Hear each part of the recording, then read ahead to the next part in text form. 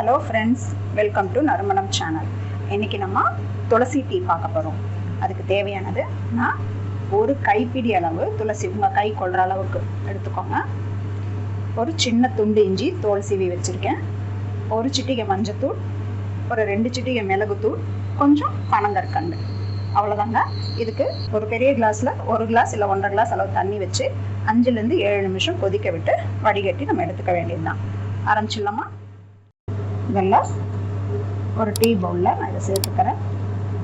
மஞ்சத்தூள்,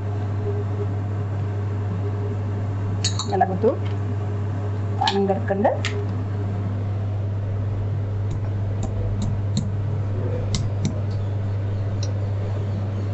இஞ்சியை லேசாக தட்டி சேர்த்துக்கிறேன்.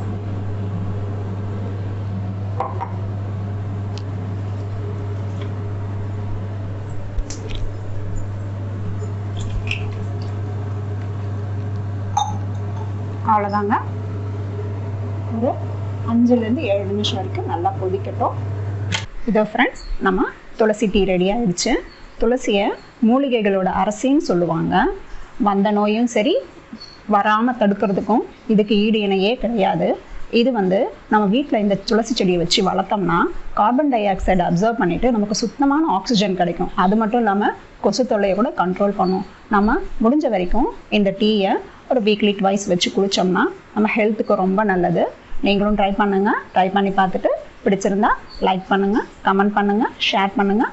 எங்கள் நறுமணம் சேனலுக்கு சப்ஸ்கிரைப் பண்ணுங்கள். தேங்க்யூ ஃபார் வாட்சிங்.